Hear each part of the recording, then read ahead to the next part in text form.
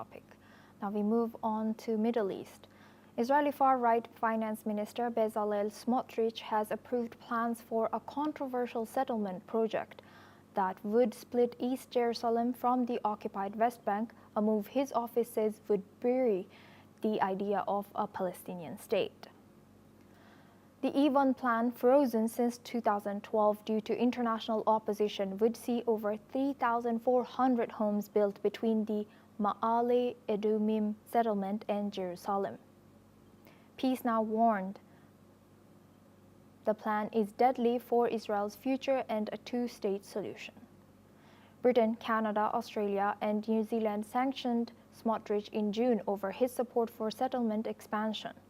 Construction still requires approval from Israel's High Planning Council, but infrastructure work could begin within months if passed. Most of the international community views settlements in the West Bank occupied since 1967 as illegal.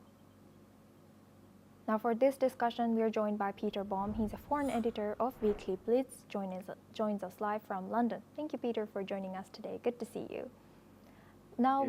Thank you. Now, with this approval of E1 settlement plan by Israeli Finance Minister, how do you see this move, particularly with those who have long advocated for a two-state solution in the Middle East as well as Europe? Yes, I think one has to take Mr. Smotrich's comment at the moment not very seriously. Let me explain why.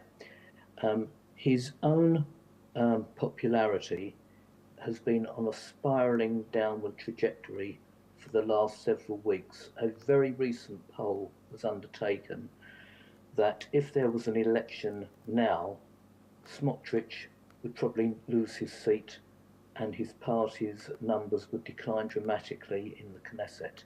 So I think the statement coming at this time, and as you quite rightly pointed out, without any government approval, is really designed for Mr. Smotrich's own political survival and to appeal to the more extreme elements of his political base. So apparently he is holding, or scheduled to be holding, a press conference later today. I haven't yet been given the official timing on this, but obviously I shall be listening in.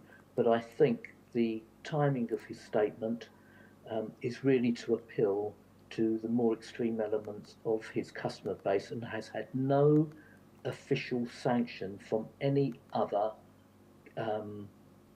government minister or member of the Knesset. So at the moment, it looks like he's gone out on a limb trying to appeal to, as I say, those more extreme elements within his base. Thank you, Peter, for sharing that. Please stay with